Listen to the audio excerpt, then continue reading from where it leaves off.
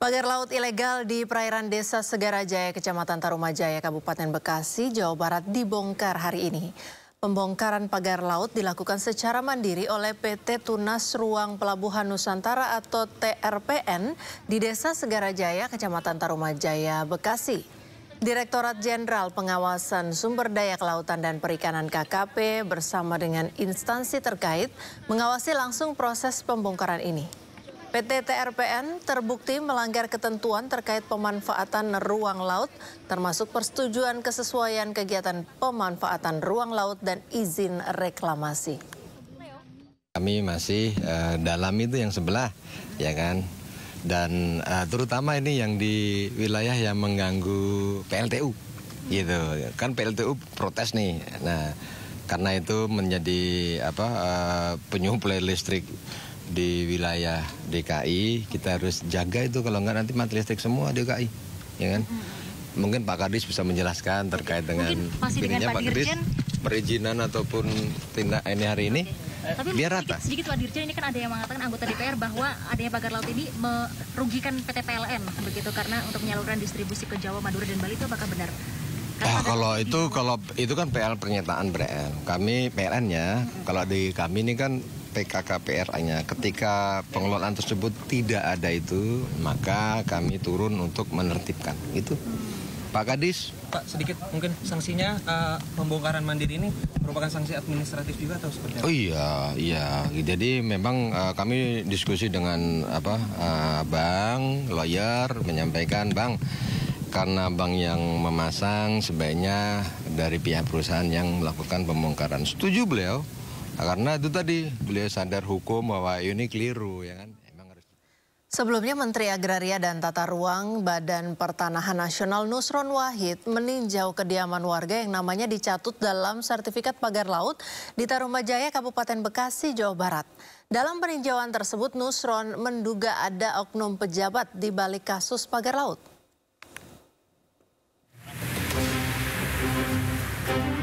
Kunjungan Menteri ATR BPN Nusron Wahid disambut puluhan nelayan yang tengah menggelar aksi demonstrasi menuntut pencabutan pagar laut di kawasan Bekasi. Tercatat HGB pada pagar laut Bekasi sebanyak 346 bidang dengan luas 509.795 hektar. Berdasarkan temuan ATR BPN, 89 bidang tanah PTSL tahun 2021 yang dipindah tidak melalui prosedur pendaftaran tanah. Nusron pun menduga ada manipulasi data saat pemberian sertifikat. Saat ini Pak Dalu, Inspektorat Jenderal sedang menginvestigasi. Ada nggak unsur pidana dan motif mens reanya? Kalau salah udah pasti salah ini. Ya kan, kalau salah udah pasti salah. Tapi apakah salahnya maladministrasi atau ada unsur pidananya, kesengajaan?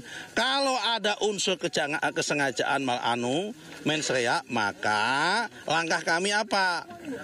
Menteri ATR BPN akan menyerahkan oknum-oknum terlibat dan pemilik ini yang mengklaim ini kepada APH. Sebelumnya, proyek pagar laut sepanjang 2 km dengan lebar 70 meter dihentikan sementara oleh KKP karena tidak memiliki perizinan pemanfaatan kawasan perairan dan ruang laut. Dari Kabupaten Bekasi, Jawa Barat, Tim Liputan iNews melaporkan.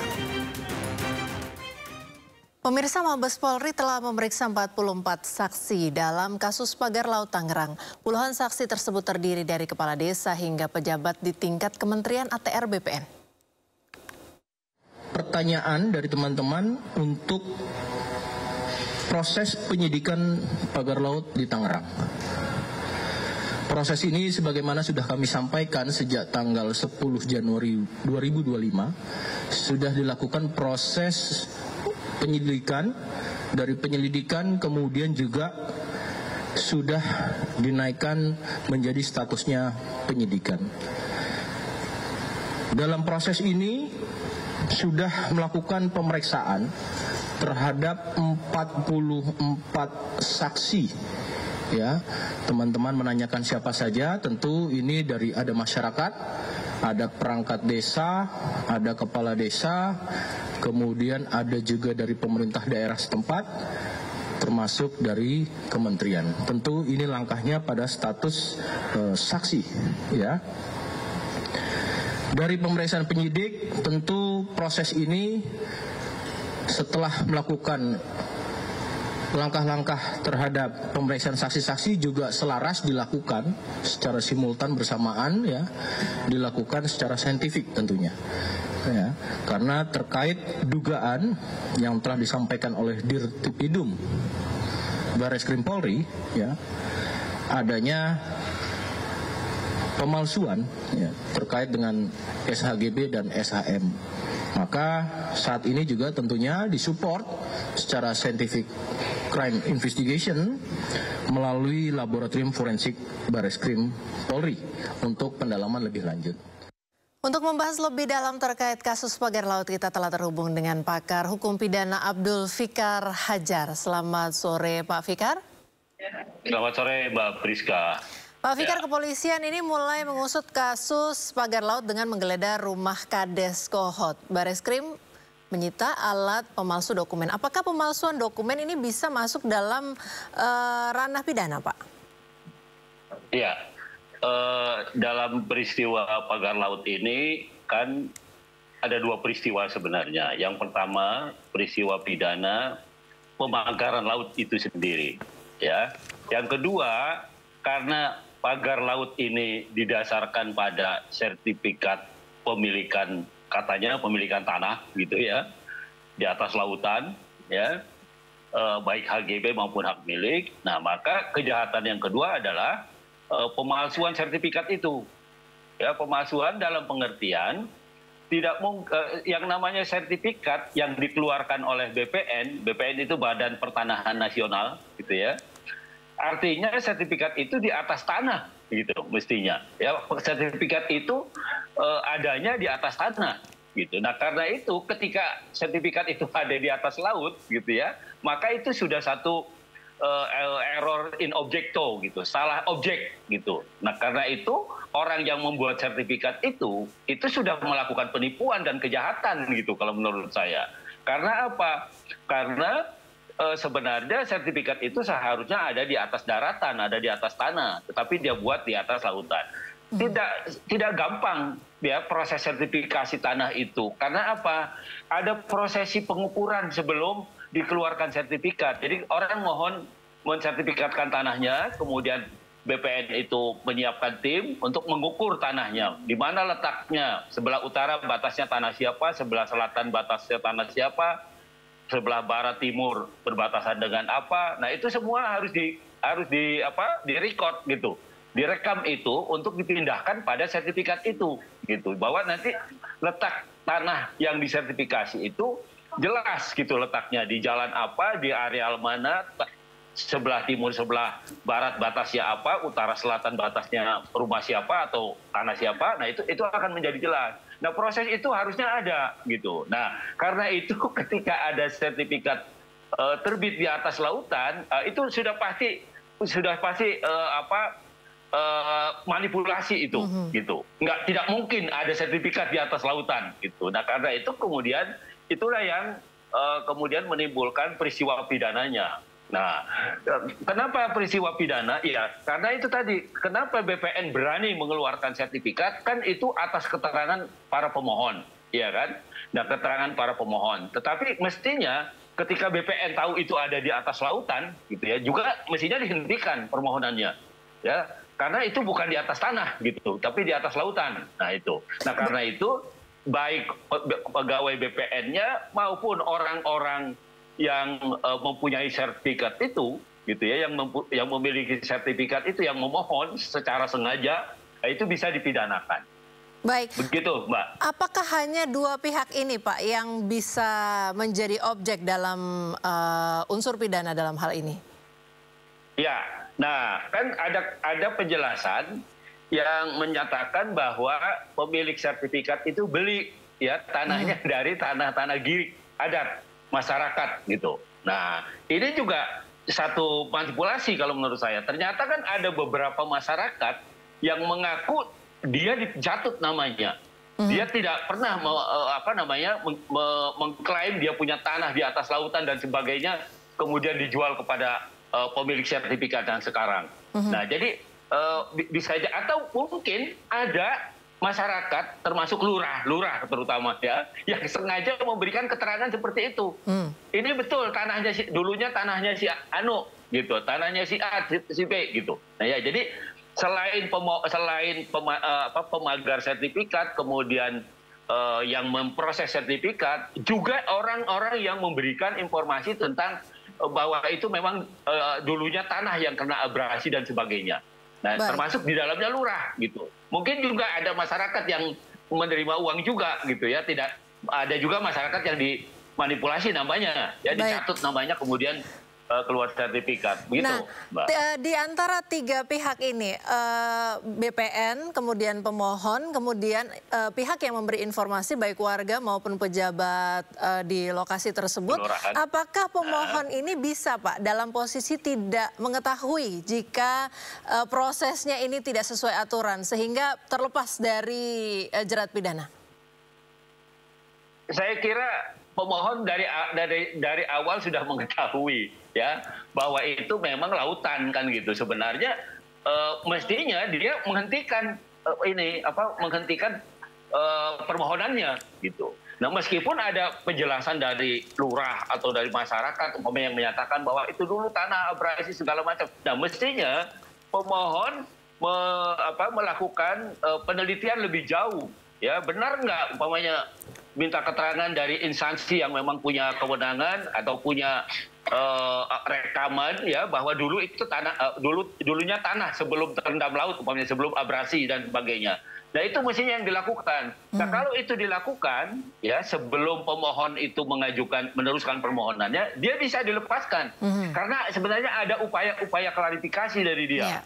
Ya, ada upaya-upaya untuk menghindarkan bahwa ini betul-betul sebenarnya terletak di atas tanah gitu. Jadi keterangan baik lurah maupun masyarakat itu bisa dikonfirmasi umpamanya. Nah, kalau ada upaya-upaya itu, si pemohon itu bisa lepas. Ya, tergantung gitu. reaksinya, tergantung dengan reaksinya begitu ya Pak ya, artinya ya dalam proses ini.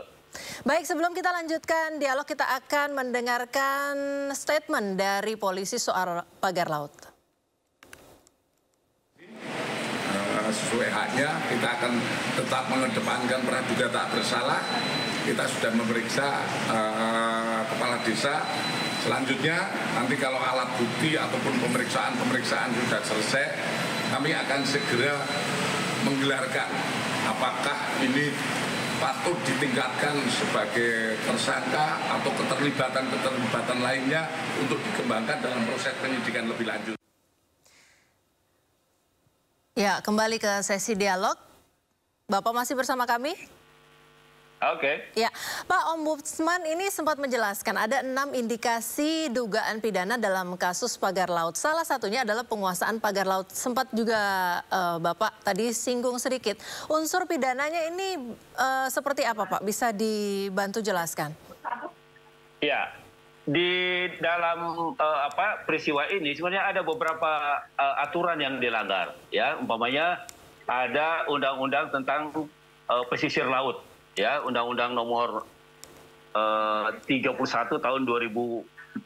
Nah, ya itu ada juga Undang-Undang tentang perikanan, Undang-Undang tentang kelautan. Yang intinya begini, intinya menggunakan area lautan, gitu ya, tanpa izin. Nah, sebenarnya menggunakan area lautan kalau pakai izin boleh juga, ya, tanpa izin yang mengganggu aktivitas pelayaran dan mengganggu aktivitas masyarakat, dalam hal ini adalah nelayan dalam melakukan mata pencahariannya. Nah, bunyi aturannya seperti itu. Nah, itu satu aturan yang dilanggar. Artinya dengan didirikannya atau dibangunnya pagar laut, maka ada pelayaran yang terganggu, ada masyarakat pencari ikan yang terganggu, ada nelayan yang terganggu. Nah, kemudian ada lagi Undang-Undang Lingkungan Hidup, gitu ya. Undang-Undang Lingkungan Hidup, nah ini malah ancamannya lebih tinggi 10 tahun.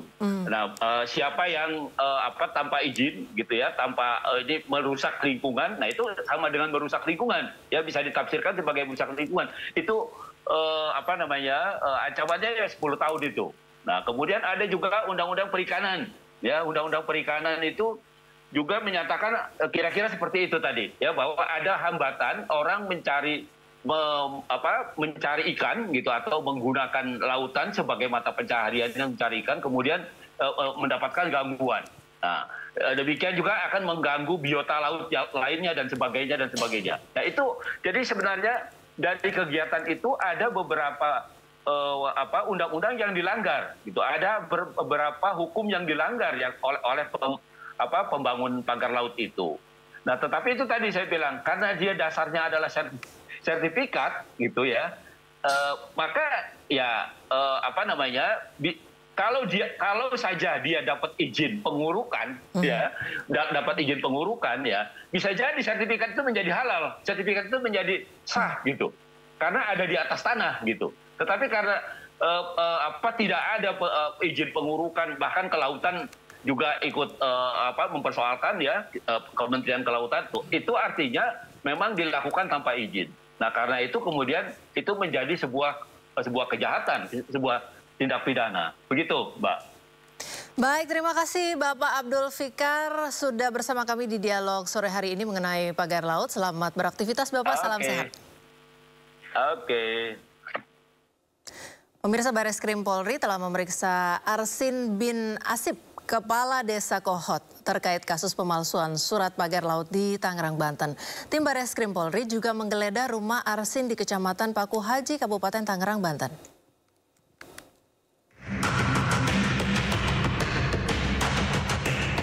Kepala Desa Kohot, Arsin bin Asip, diperiksa Bareskrim Polri setelah sebelumnya sempat mangkir dari pemanggilan polisi.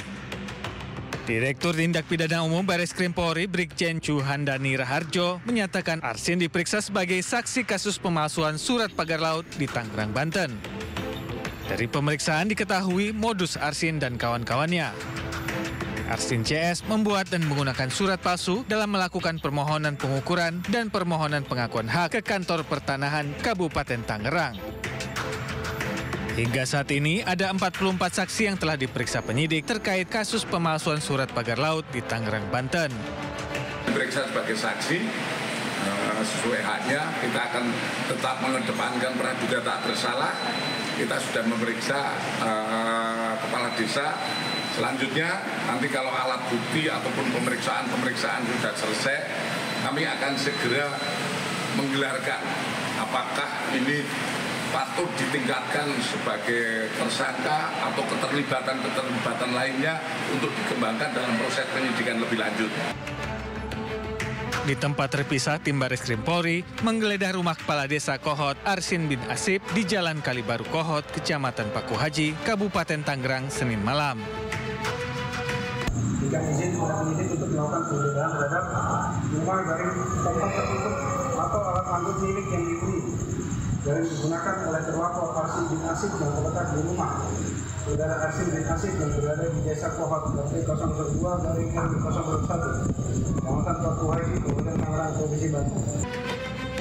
Meski sang pemilik rumah tidak ada di lokasi, penyidik tetap masuk dan menggeledah seisi rumah kepala desa.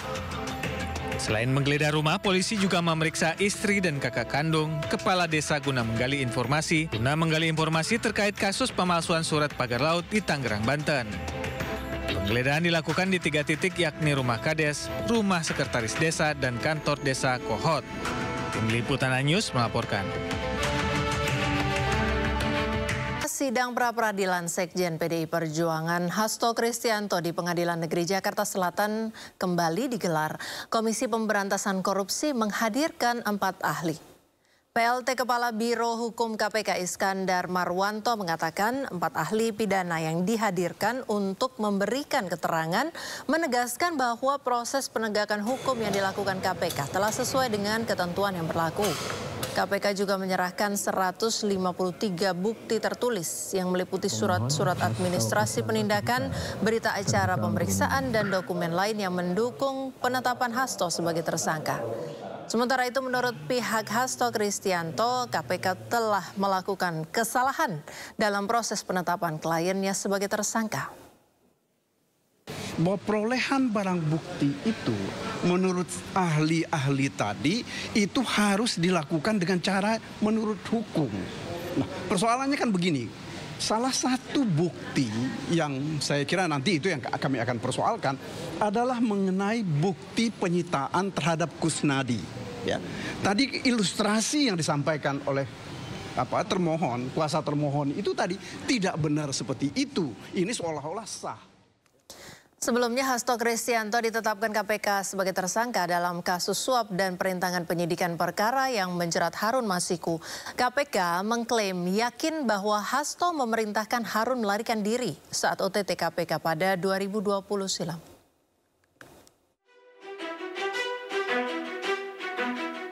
Kasus Harun Masiku kembali mencuat setelah Komisi Pemberantasan Korupsi atau KPK menetapkan Sekretaris Jenderal PDIP Hasto Kristianto sebagai tersangka kasus suap pergantian antar waktu.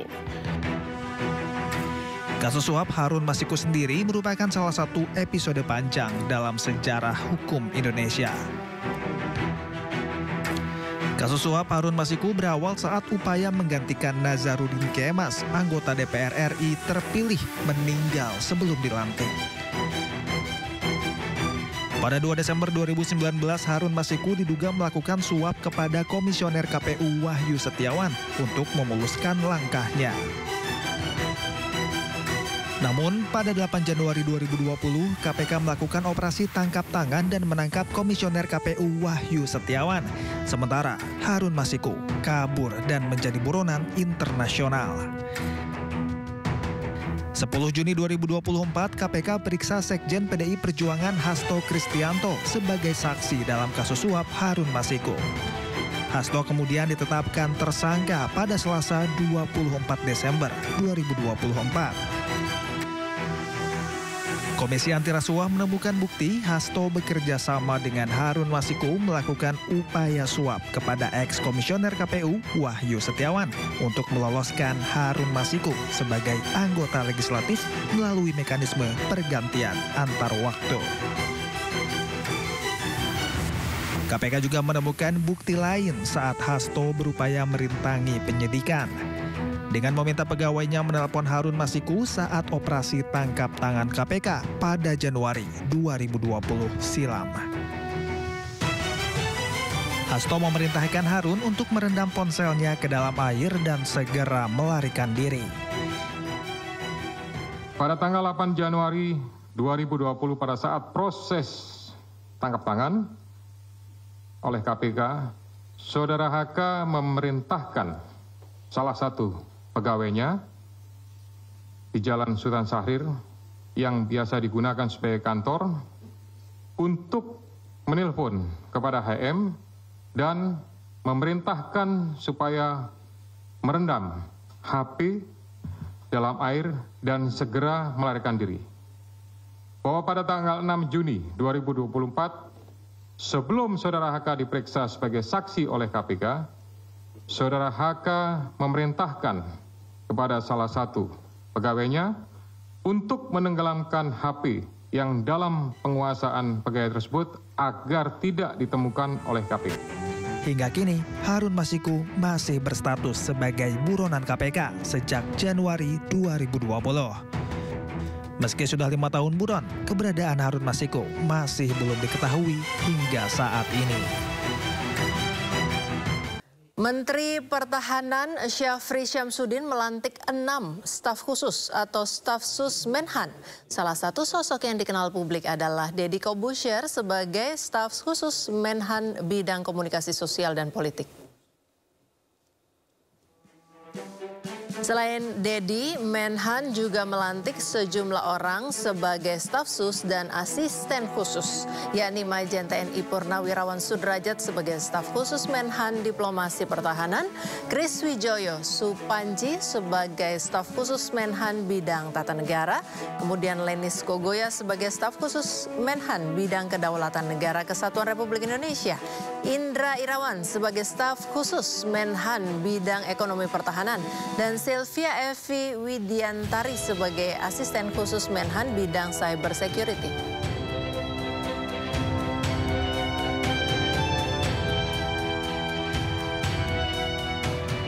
Mantan Menteri BUMN Rini Sumarno diperiksa Komisi Pemberantasan Korupsi sebagai saksi kasus dugaan korupsi transaksi jual beli gas antara PT Perusahaan Gas Negara dan Inti Alasindo Energi. Rini Sumarno mengaku hanya dikonfirmasi perihal Direktur Utama dan Program PT Perusahaan Gas Negara atau PGN. Rini juga menyinggung soal pertanyaan saat PGN diakuisisi oleh Pertamina. Ia menegaskan akuisisi tersebut sesuai dengan program pemerintah. KPK belum memberikan materi yang hendak didalami lewat pemeriksaan saksi tersebut. Sebelumnya KPK menyidik jual beli gas di PGN karena mengendus kerugian keuangan negara.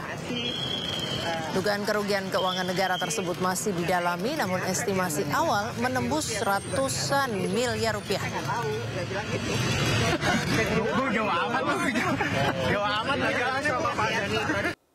Eksekusi sebuah rumah mewah di Komplek Permata Hijau 2 Kebayoran Lama, Jakarta Selatan berakhir ricuh.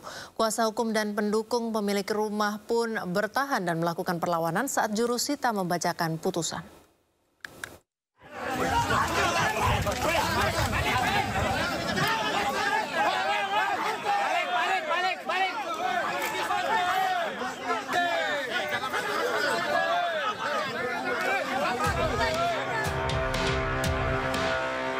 Eksekusi sebuah rumah mewah di Komplek Permata Hijau 2, Kebayoran Lama, Jakarta Selatan berakhir ricuh. Aksi saling dorong antara massa pendukung pemilik rumah dengan tim jurusita Pengadilan Negeri Jakarta Selatan terjadi saat proses eksekusi dilakukan. Pemilik rumah mengatakan peristiwa ini berawal dari pinjaman ke salah satu bank swasta sejumlah 3,5 miliar di tahun 2020. Namun secara tiba-tiba bunganya membengkak menjadi 8 miliar lebih. Saya mengajukan kredit 3,6. Malah mereka tambah jadi 4,6. Padahal dengan 3,6 itu mereka tidak ngecek pembukuan kami. Akhirnya jadi totalnya semua 4,6. Tapi setelah itu berbunga-bunga pada saat itu kan 2020 COVID. Akhirnya sekarang tagihannya menjadi 8, something. Dan rumah kami yang harganya puluhan M mau diambil gitu aja. Sementara itu rumah kami misalnya diambil, utang kami pun masih ada. Penolakan ini terjadi karena pemilik rumah masih menjalani proses sidang gugatan perdata di Pengadilan Negeri Jakarta Selatan. Nah, ini udah kami lakukan gugatan ke pengadilan. Sekarang proses bersidang, tahap mediasi. Insya Allah tanggal 18 dan hari Kamis ini sidang kedua. Para pihak hadir. Jadi pihak yang memohon ini hadir. Nah, itu bisa ditafsirkan sendiri ya. Dari dalam gugatan itu para pihak hadir. Oleh karena itu apalagi proses eksekusi ini, tunggu aja putusan pengadilan. Proses itu akhirnya ditunda sementara untuk mencegah terjadinya hal-hal yang tidak diinginkan. Namun dari data yang ada diketahui dasar hukum penyitaan adalah risalah lelang yang kekuatan hukumnya bersifat tetap atau ingkrah. Dari Jakarta, Helmi Sajangbati, iNews melaporkan.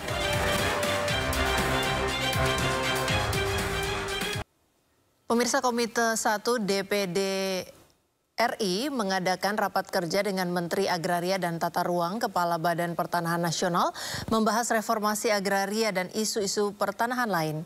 Rapat kerja antara Komite 1 DPD RI dengan Kementerian ATR BPN digelar Selasa siang sekitar pukul 2:30 waktu Indonesia Barat di Ruang Sriwijaya Gedung B DPD RI.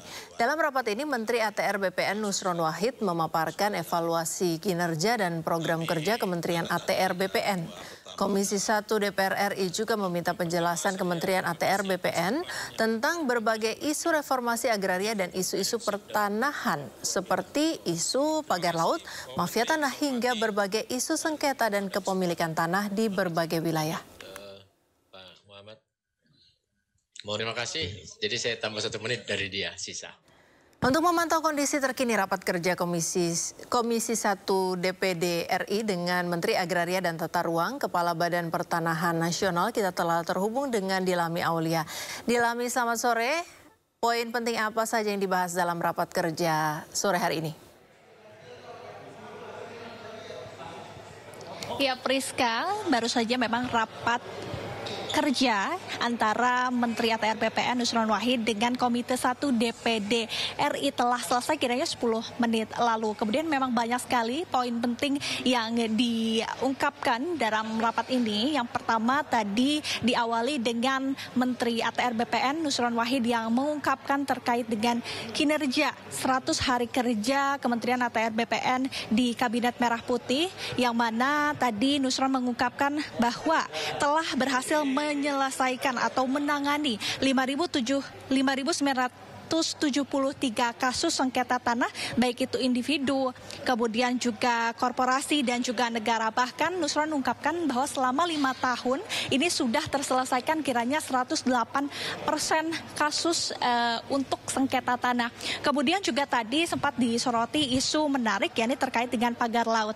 Nah, untuk yang pagar laut ini bukan hanya ada di Tangerang, namun juga ada di Bekasi dan juga Sidoarjo. Tadi kalau misalnya seperti yang kita tahu, pagar laut yang berada di kawasan Tangerang yang panjangnya sekitar 30,16 km ini, Nusron mengungkapkan bahwa memang hanya ada 2 desa saja yang memiliki SHGB atau Sertifikat Hak Guna Bangunan. Di antaranya ada 2 desa dari 17 desa, Priska, yakni ada 2 desa, Desa Karangserang dan juga Desa Kohot. Kemudian seperti yang kita tahu, polemik dari isu pagar laut ini juga sempat menggemparkan publik, sehingga dari pihak ATR BPN ini memberikan sanksi. Yang pertama adalah pembatalan hak atas tanah, kemudian juga melakukan audit investigasi terhadap proses penerbitan dari sertifikat. Kemudian yang ketiga adalah memberikan saksi tegas, ini pemberhentian terhadap 6 orang begitu yang terlibat dalam kasus pagar laut di Tangerang. Kemudian juga ada 2 orang yang diberikan saksi berat dari pegawai ATR BPN itu sendiri, dan kasus ini tentunya masih terus didalami dan ini juga ke depannya tidak menutup kemungkinan bahwa nanti akan ada tersangka-tersangka baru. Selain itu Priska, tadi juga sempat ada tanggapan-tanggapan dari Komite 1 DPD Republik Indonesia. Tadi ada kiranya 18 tanggapan. Dan tadi Nusron sempat menjawab hanya 1 tanggapan saja begitu Priska. Ini terkait dengan tumpang tindih hutan pemukiman dan hutan perkebunan, di mana Nusron mengungkapkan bahwa kawasan kebun transmigrasi hutan ini memang kadangkala terjebak begitu ya, atau kesulitannya ini terkait dengan SHM atau HGU, yang mana tadi Nusron mengungkapkan untuk penanganannya, kalau misalnya SHM terlebih dahulu terbit, kemudian nanti maksud kami yang pertama SHM terlebih dahulu terbit sebelum peta hutan, maka kesepakatannya dimenangkan oleh SHM. Sementara kalau misalnya peta hutan terlebih dahulu terbit di samping SHM, maka kesepakatan yang menang adalah peta hutan. Dan juga tadi ada isu-isu menarik ini terkait tadi kami juga sempat doorstop dengan Nusron terkait dengan kebakaran di Kementerian ATR BPN. Namun tadi Nusron mengungkapkan bahwa ini masih terus dalam proses investigasi. Priska. Baik, terima kasih Dilami sudah melaporkan langsung dari Gedung DPR Jakarta. Selamat bertugas kembali. Hari kedua pelaksanaan cek kesehatan gratis di Puskesmas Tanah Abang, Jakarta Pusat, banyak warga yang mengeluhkan masih kesulitan melakukan pendaftaran cek kesehatan gratis. Berikut laporan rekan Jessica Winoto dan juru kamera Rizky Yulianto. Ya pemirsa, di hari kedua cek kesehatan gratis program ini dilaksanakan di Puskesmas Tanah Abang, Jakarta Pusat, berjalan dengan baik dan lancar.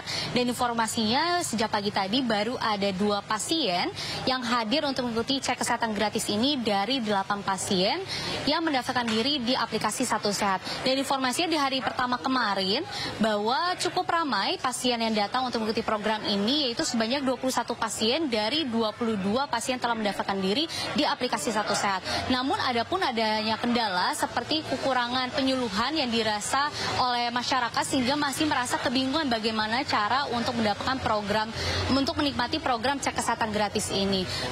Sebagaimana kendala tersebut, warga pun mengharapkan adanya penyuluhan yang diberikan kepada masyarakat sehingga dapat menikmati program ini dengan baik. Dari Jakarta, Jessica Winoto, Rizky Yulianto, iNews melaporkan.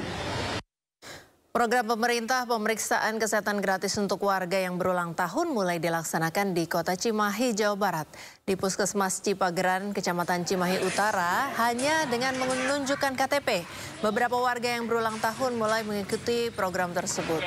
Adapun pemeriksaan kesehatan yang didapat disesuaikan dengan rentang usia warga dari mulai balita hingga lansia dengan fasilitas hingga pemeriksaan laboratorium. Di Kota Cimahi sendiri, program ini sebenarnya telah dilaksanakan per 3 Februari lalu. Secara teknis, warga yang berulang tahun harus mendaftar melalui aplikasi Satu Sehat Mobile untuk mendapatkan program pemeriksaan kesehatan gratis. Untuk pelaksanaan di bulan Februari, program ini diperuntukkan bagi warga yang berulang tahun pada bulan Januari, Februari, dan Maret. Program cek kesehatan gratis juga digelar di Kota Bandung, salah satunya di puskesmas di kawasan Jalan Puter, Kota Bandung. Sejak pagi warga sudah antri memeriksakan kesehatannya. Ada 15 warga yang terdaftar untuk cek kesehatan, mulai dari anak sekolah, ibu hamil, hingga lansia yang berulang tahun pada bulan ini.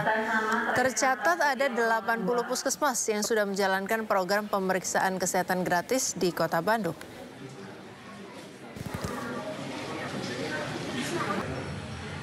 Sejumlah puskesmas siap menjalankan program cek kesehatan gratis bagi masyarakat yang berulang tahun. Sejumlah menteri meninjau jalannya program tersebut di sejumlah puskesmas di beberapa wilayah.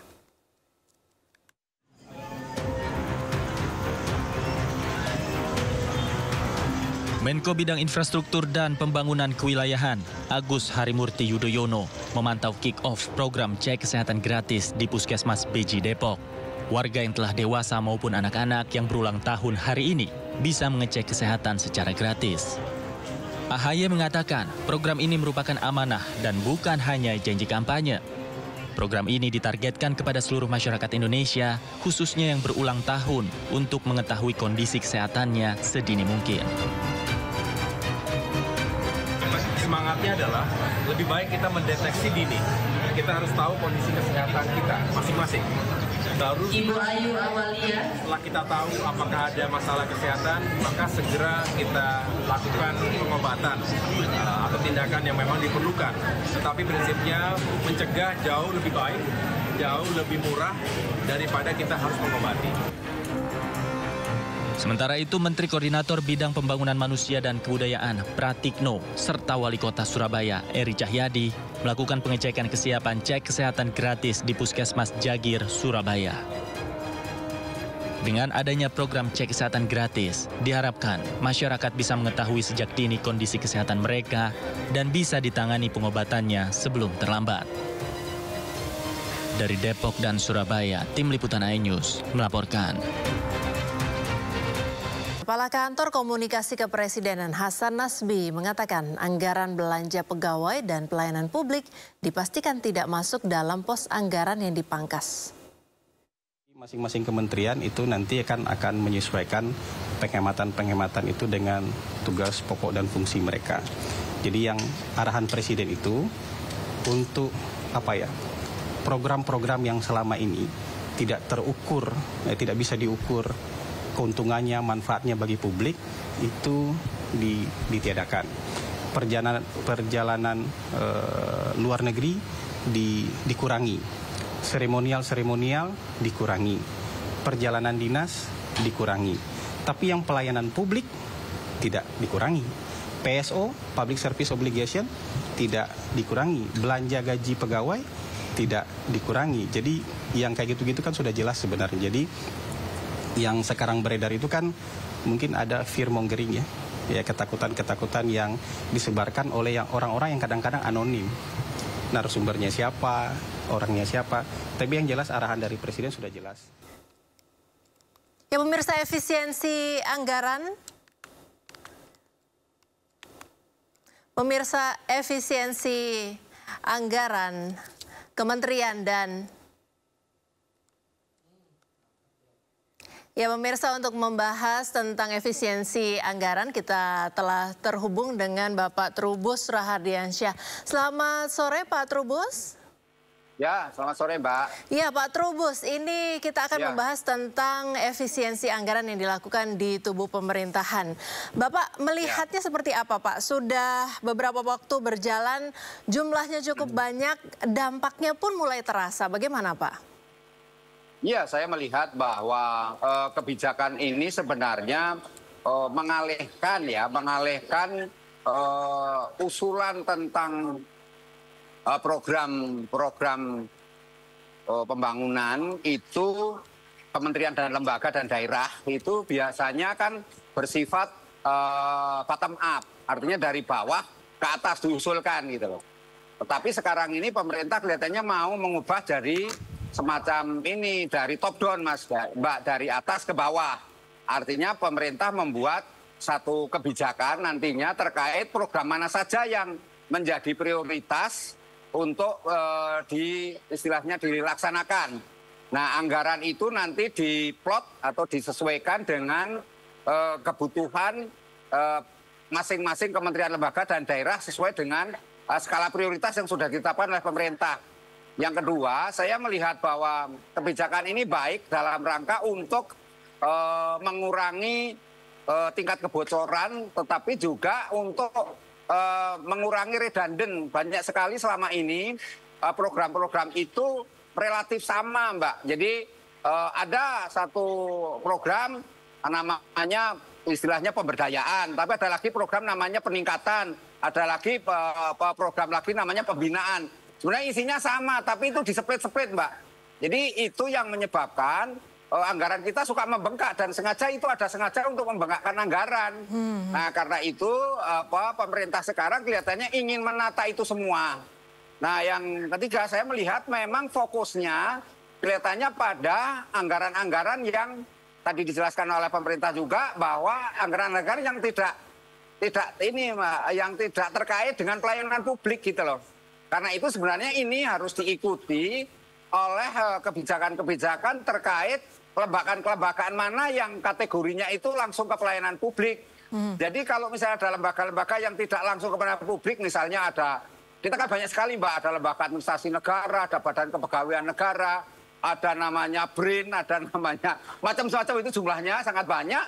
Nah, itu ada juga lembaga yang sifatnya satu urusan tapi ada lebih dari satu lembaganya Mbak. Jadi itu misalnya kita ada badan pangan, ada badan gizi, baru lagi ada bulog, ada pertanian yang ngurusnya hanya sama. Nah, ini menurut saya memang harus ada semacam perampingan efisiensi terkait dengan anggaran-anggaran nantinya agar fokus kepada anggaran yang diprioritaskan oleh pemerintah. Dalam ini yang sudah ditetapkan nantinya oleh pemerintah dan oleh presiden, anggaran-anggaran yang disesuaikan dengan, tentu yang diprioritaskan adalah berkait dengan kebijakan populis yang dilakukan oleh Presiden kita Pak Prabowo, khususnya mengenai MBG maupun cek kesehatan gratis maupun program-program yang swasembada pangan dan terkait dengan energi Mbak. Saya rasa itu Mbak. Artinya Pak Trubus setuju dengan niatnya untuk efektivitas dan transparansi begitu ya. Tapi mungkin sepertinya kalau saya tangkap tadi, lembaganya lebih baik yang dirampingkan. Jangan semua kementeriannya dipangkas sini sana kemudian terhimpit dan tidak bisa bergerak begitu ya Pak? Ya ini Mbak, maksudnya tidak saja anggarannya yang program-programnya yang dilakukan pemangkasan, cuman juga kementerian lembaganya juga harus ini juga dirampingkan juga gitu loh Mbak. Jadi ada semacam kan sekarang ini pelayanan publiknya kita pakai sistem SPBE. SPBE itu sistem pemerintahan berbasis elektronik atau digital. Jadi pelayanan sistem digital ini sebenarnya sudah bisa merangkum semua layanan-layanan publik. Karena itu kita tidak membutuhkan satu istilahnya lembaga-lembaga institusi yang begitu banyak. Nah, untuk daerah saja misalnya, ambil contoh, ada daerah di namanya Kota Madya Surabaya. Itu bisa menjadi pilot project di mana kemudian dia sudah bisa melaksanakan penghematan Mbak. Skala prioritas mana hal-hal yang terkait dengan kebutuhan publik dan mana yang tidak terkait, misalnya perjalanan dinas, studi banding, kajian FGD, atau kayak konsultan itu dihapus semua Mbak. Itu yang dilakukan oleh salah contohnya Surabaya dan beberapa daerah lain. Ya, seperti Jadi yang kemarin sempat disinggung oleh Bapak Prabowo, ada studi banding untuk pengentasan kemiskinan ke Australia begitu ya. Kita tahan dulu Pak, kita akan lanjutkan dialog setelah pernyataan berikut ini. Saya ingin pengeluaran-pengeluaran yang tidak perlu, pengeluaran-pengeluaran yang mubazir, pengeluaran-pengeluaran yang alasan untuk nyolong, saya ingin dihentikan, dibersihkan.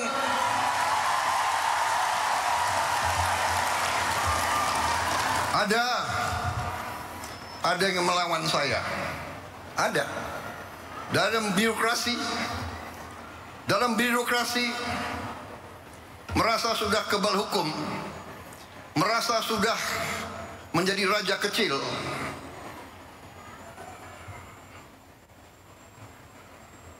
Ada. Saya mau menghemat uang itu untuk rakyat, untuk memberi makan untuk anak-anak rakyat. Saya ingin memperbaiki semua sekolah Indonesia. Kita punya 330.000 sekolah. Ibu-ibu yang guru, angkat tangan.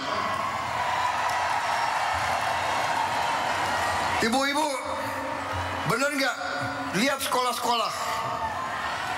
Perlu diperbaiki atau tidak? Saya berapa hari ini lihat sekolah-sekolah.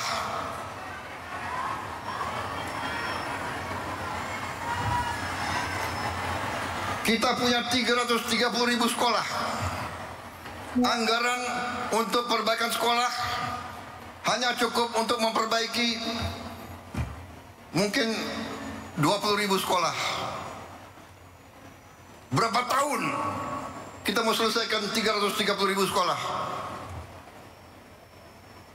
Karena itu perjalanan dinas, perjalanan ke luar negeri dikurangi.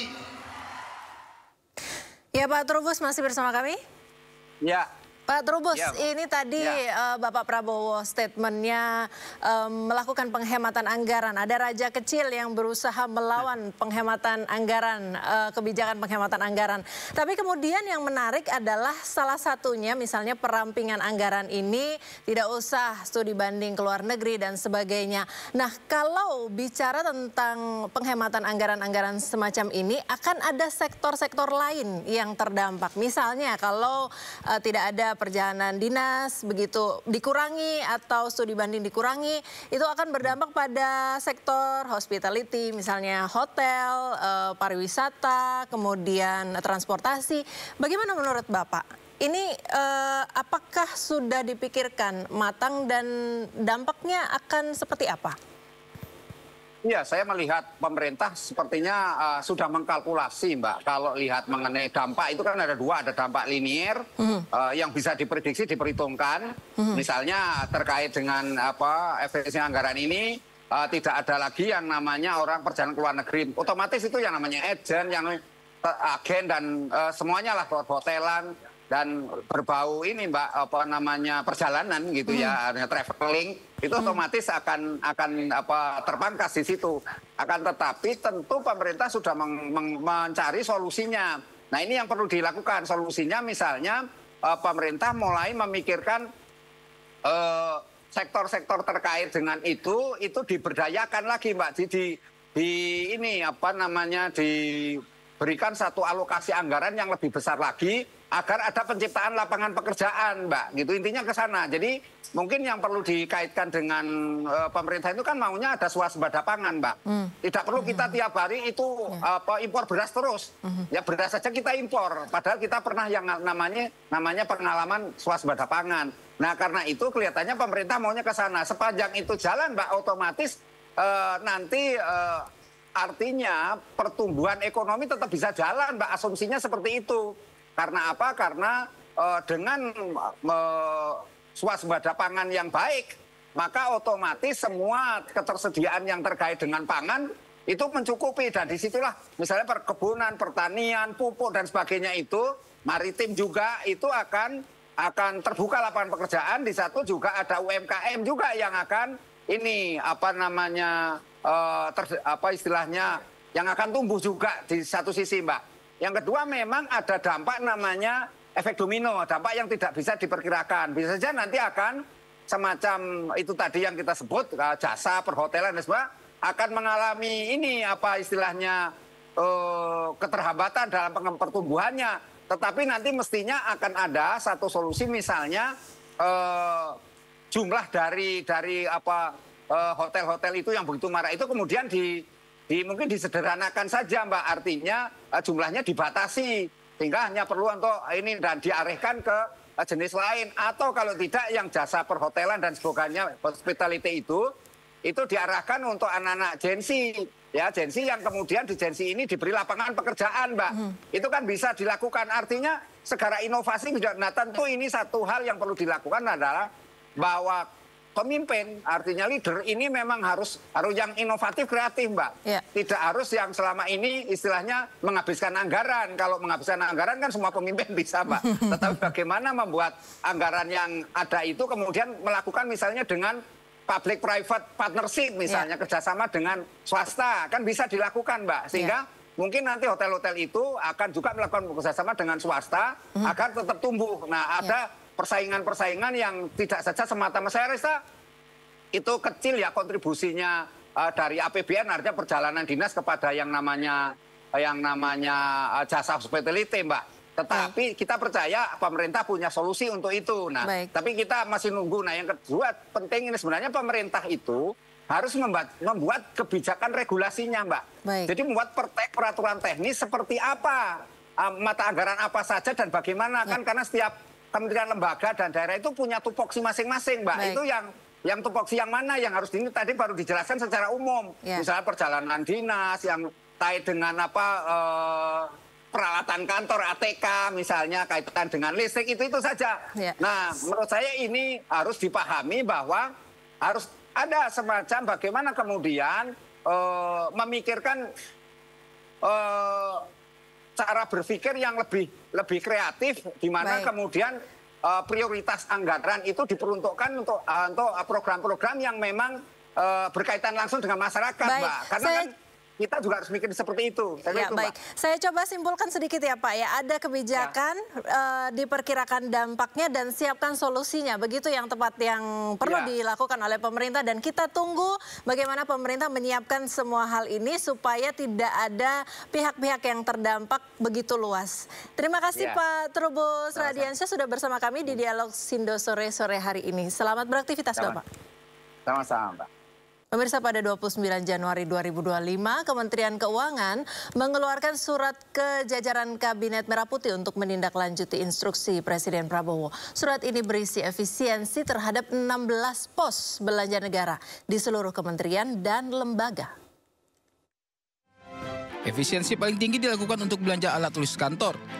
Pemotongan mencapai 90%. Sebelumnya dalam APBN 2025, belanja alat tulis kantor mencapai 44,4 triliun rupiah. Efisiensi sebesar 75,9% untuk percetakan dan souvenir. Sewa gedung, kendaraan, dan peralatan juga dipotong sebesar 73,3%. Surat ini juga mengatur efisiensi sebesar 56,9% untuk kegiatan seremonial. Sementara untuk perjalanan dinas dipotong sebesar 53,9%. Tidak hanya itu, biaya kajian dan analisis juga dipotong sebesar 51,5%. Budget untuk rapat, seminar, dan sejenisnya juga dipotong sebesar 45%. Efisiensi anggaran kementerian dan lembaga terus digalakkan oleh pemerintahan Prabowo Gibran. Presiden Prabowo menekankan penghematan demi mencukupi kebutuhan rakyat. Cukup seminar, cukup kajian cukup. Apa itu FGD? Apa itu? Forum Group Discussion. Forum Group Discussion.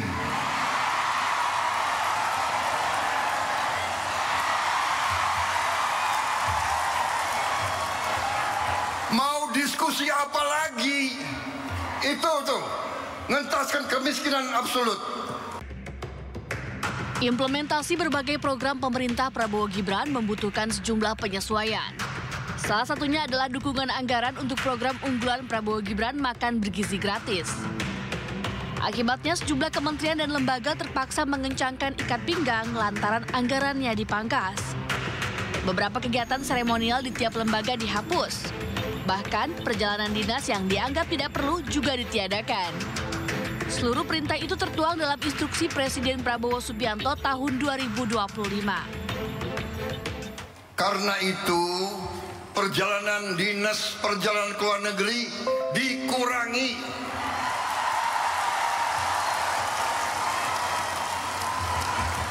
Kau boleh melawan Prabowo, tapi nanti kau lawan emak-emak itu semua itu.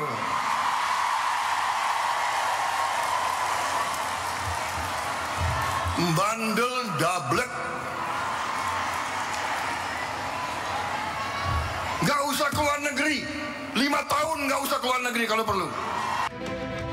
Presiden Prabowo pun menargetkan penghematan sebesar 306,69 triliun rupiah. Perintah Prabowo langsung ditindaklanjuti oleh Kementerian Keuangan. Kementerian Keuangan pun mengeluarkan surat kejajaran Kabinet Merah Putih. Surat ini berisi efisiensi dan penyesuaian anggaran terhadap 16 pos belanja negara. Berbagai kementerian dan lembaga telah menyampaikan rencana efisiensi anggarannya ke DPR. Bahkan beberapa di antaranya memangkas anggaran hingga triliunan rupiah demi mendukung program prioritas Prabowo Gibran.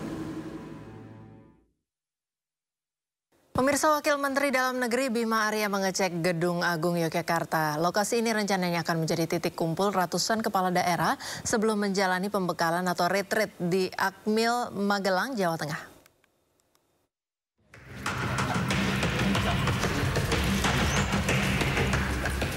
Wakil Menteri Dalam Negeri Bima Arya meninjau jalur keberangkatan 505 kepala daerah yang akan melakukan retreat di Magelang, Jawa Tengah. Salah satu opsi jalur pemberangkatan kepala daerah yaitu transit di Istana Kepresidenan Gedung Agung Yogyakarta. Transit di Gedung Agung ini direncanakan pada 21 Februari atau sehari setelah pelantikan di Istana Negara Jakarta pada 20 Februari mendatang. Dari Istana Gedung Agung, para kepala daerah nantinya akan menggunakan bus menuju Magelang untuk melakukan retreat di Akademi Militer. Dalam retreat nanti, para kepala daerah akan menerima 3 materi inti, mulai dari tupoksi, astacita, hingga pembekalan dari Lemhanas. Ini sedang meninjau survei opsi-opsi dari lokasi. Ini adalah salah satu opsi di mana para kepala daerah itu mungkin akan berkumpul dulu di sini sebelum sama-sama berangkat ke Magelang. Begitu. Jadi ada beberapa opsi. Opsinya adalah berkumpul di Jogja. Nah, di Jogja salah satunya adalah titik ini. Tadi Kepala Istana sampaikan sangat berkenan karena memang sudah sangat memungkinkan juga ya, dan bisa diadakan dengan sangat sederhana, sangat simpel. Ini hanya titik temu saja, meeting point. Retreat bagi kepala daerah di Magelang, Jawa Tengah adalah kali pertama dilakukan. Retreat kepala daerah sama halnya dengan retreat menteri dan wakil menteri Kabinet Merah Putih yang telah digelar tahun lalu. Dari Yogyakarta, Kunanto Farhan, iNews melaporkan. Pemirsa, pemerintah hingga kini terus mendorong pembenahan pelayanan core tax system yang masih belum berjalan optimal. Menko Perekonomian Erlangga Hartarto pun meminta agar penerapan core tax system tidak mengganggu penerimaan pajak di awal tahun 2025.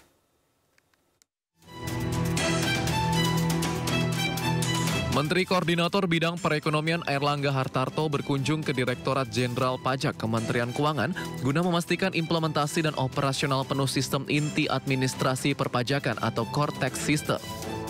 Erlangga meminta agar Ditjen Pajak mempersiapkan dengan baik sistem baru tersebut agar tidak muncul permasalahan krusial yang justru bisa menghambat potensi penerima negara. Meski demikian, Erlangga menyatakan pemerintah tetap mendukung penuh upaya Ditjen Pajak atas penyempurnaan core tax system. Erlangga juga tidak menampik bahwa masih terdapat sejumlah permasalahan yang ditemukan oleh wajib pajak ketika menggunakan core tax. Dipersiapkan, dan yang kedua terkait dengan penerimaan negara, terutama yang 2024 kan masih menggunakan legacy system sampai dengan laporan perpajakan nanti akhir Maret. Jadi itu yang kami pastikan saja, supaya penerimaan anggaran tidak terganggu dengan implementasi Cortex yang tentu perlu penyempurnaan. Apalagi ini kan sistemnya langsung diberlakukan secara nasional. Untuk itu, pemerintah memastikan kendala yang masih dialami wajib pajak akan dijadikan masukan dan perbaikan Cortex sistem ke depan. Sementara itu, sejak diluncurkan 1 Januari 2025 lalu, Cortex sistem masih menimbulkan persoalan bagi wajib pajak. Hal tersebut akibat berbagai layanan utama yang belum berjalan sempurna, seperti penerbitan faktur pajak yang masih terbatas, gagal login hingga lamanya proses layanan.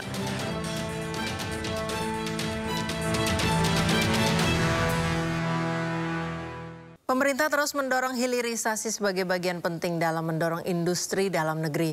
Menko Perekonomian Airlangga Hartarto pun memastikan pemerintah telah menawarkan insentif pajak seperti super deduction tax yang dapat memberikan potongan pajak senilai 3 kali dari nilai investasi.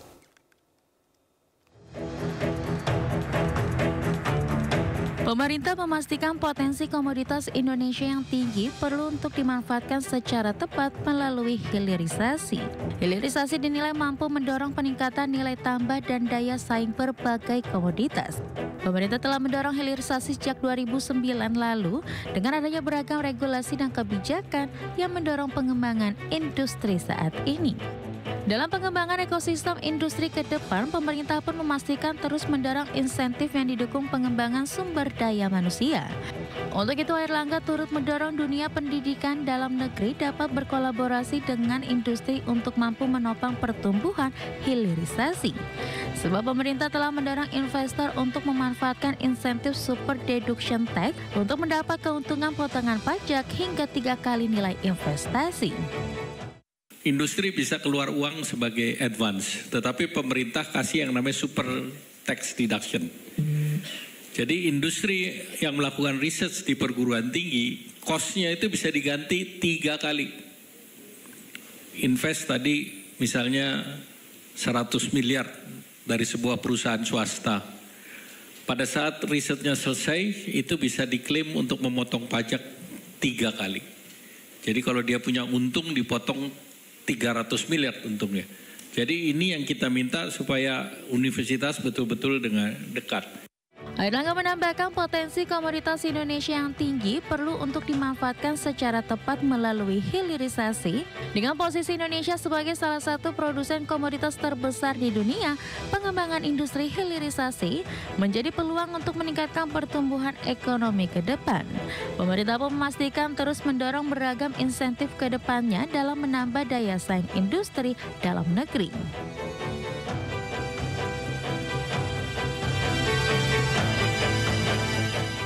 Menteri Perumahan dan Kawasan Permukiman Marwarar Sirait optimis pembangunan program 3 juta rumah dapat terrealisasikan meski ada efisiensi anggaran yang diberlakukan oleh Presiden Prabowo Subianto.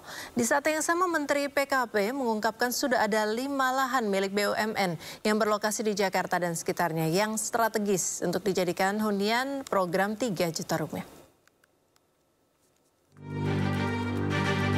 Menteri Perumahan dan Kawasan Permukiman Marwarar Sirait optimistis pembangunan program 3 juta rumah dapat terrealisasikan meski ada efisiensi anggaran yang diberlakukan Presiden Prabowo Subianto. Marwarar mengatakan program 3 juta rumah tidak hanya sebatas pembangun rumah tetapi juga merenovasi rumah masyarakat di desa, kota, dan pesisir.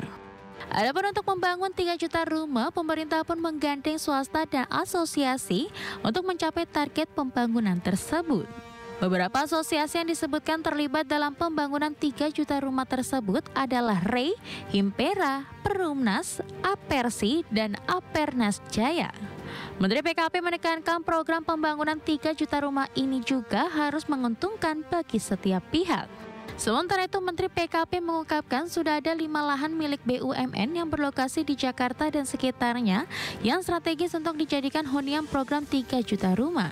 Nantinya lokasi-lokasi tersebut akan dikelompokkan berdasarkan potensinya masing-masing, yakni untuk rumah tapak, rumah vertikal, dan rumah komersil.